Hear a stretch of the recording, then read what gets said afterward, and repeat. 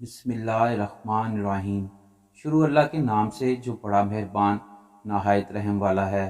السلام علیکم۔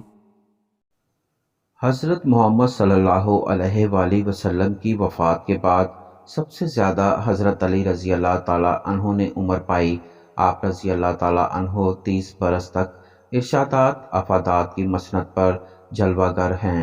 فقہ اجتہاد کے لیے کتاب و سنت کے علم کے ساتھ صورت فہم دقیقہ سنجی انتقال ذہنی کی بڑی ضرورت ہے، اور حضرت علی رضی اللہ تعالیٰ عنہ کو یہ کمالات خدا داد حاصل تھے۔ مشکل سے مشکل اور پیچیدہ سے پیچیدہ مسائل کی تہہ تک آپ کی نقطہ رس نگاہ آسانی سے پہنچ جاتی تھی۔ یمن میں 2 عجیب غریب مقدمات کا فیصلہ کیا۔ یمن نیا نیا مسلمان ہوا تھا، پرانی یادیں بھی تازہ تھیں۔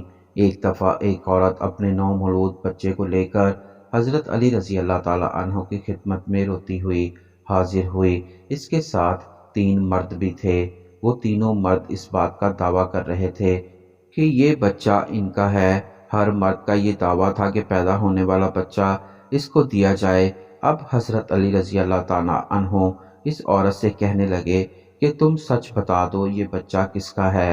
عورت کہنے لگی، مجھے نہیں معلوم ان تینوں میں سے اس بچے کا باپ کون سا ہے۔ جب مجھے حمل ٹھہرا تو اس مہینے میں نے ان تینوں سے ہم بستری کی تھی۔ میری آپ سے درخواست ہے کہ میری غلطی کو معاف فرما دیا جائے۔ حضرت علی رضی اللہ تعالیٰ عنہ ان مردوں سے پوچھنے لگے کہ تم میں سے اس عورت کا شوہر کون سا ہے؟ ایک مرد نے ہاتھ کھڑا کیا تو آپ رضی اللہ تعالیٰ عنہ نے اس سے فرمایا، کیا تم حلف سے کہہ سکتے ہو کہ یہ بچہ تمہارے نطفے سے پیدا ہوا ہے؟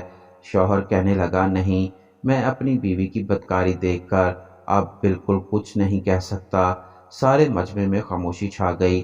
یہ کیسا عجیب و غریب معاملہ ہے اور اس کا فیصلہ کیسے ہوگا؟ وہاں مشرکین بھی موجود تھے۔ کہنے لگے، آج علی سے فیصلہ نہیں ہو پائے گا۔ خیر، حضرت علی رضی اللہ تعالیٰ عنہ نے خاموشی اختیار کی اور پھر فرمانے لگے کہ اس پیدا ہونے والے بچے کی دیت کے 3 حصے کیے جائیں۔